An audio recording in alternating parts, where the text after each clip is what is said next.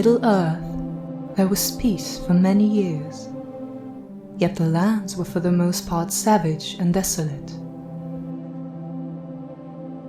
Save only where the people of Beleriand came, many elves dwelt there. In the south and further east dwelt men.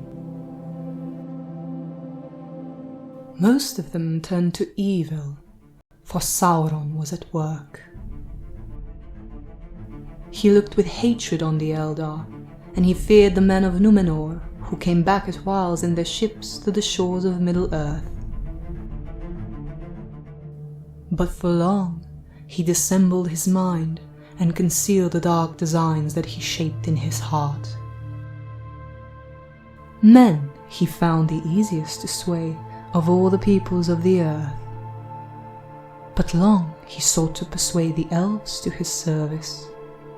He went far and wide among them, and his hue was still that of one both fair and wise.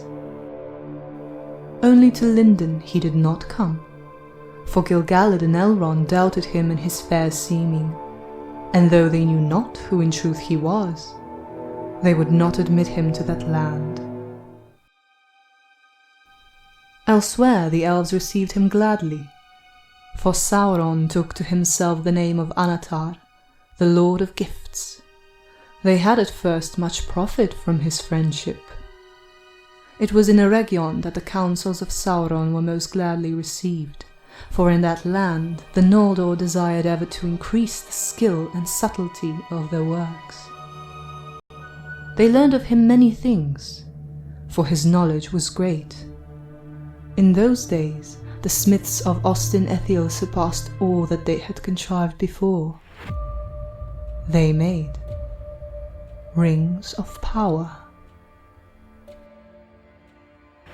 But Sauron guided their labours, and he was aware of all that they did.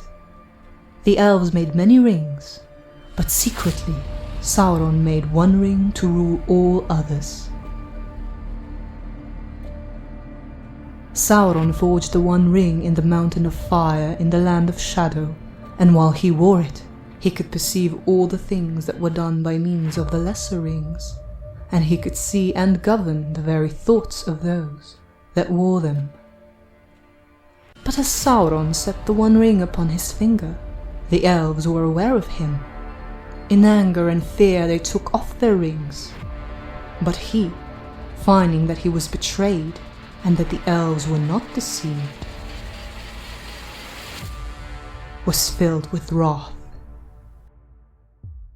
He came against them with open war, demanding that all the rings should be delivered to him, since the elven smiths could not have attained to their making without his counsel. The elves fled from him. 3 of their rings they saved, and bore them away, and hid them.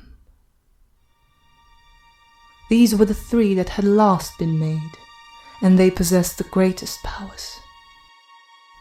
Narya, Nenya, and Vilya they were named, the rings of fire and water and of air, set with ruby and adamant and sapphire.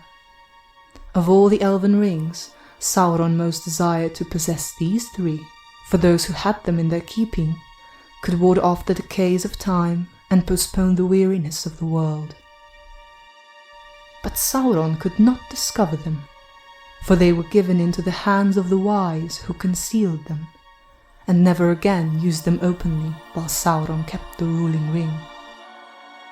Therefore the 3 remained unsullied, for they were forged by Celebrimbor alone, and the hand of Sauron had never touched them. Yet they also were subject to the One.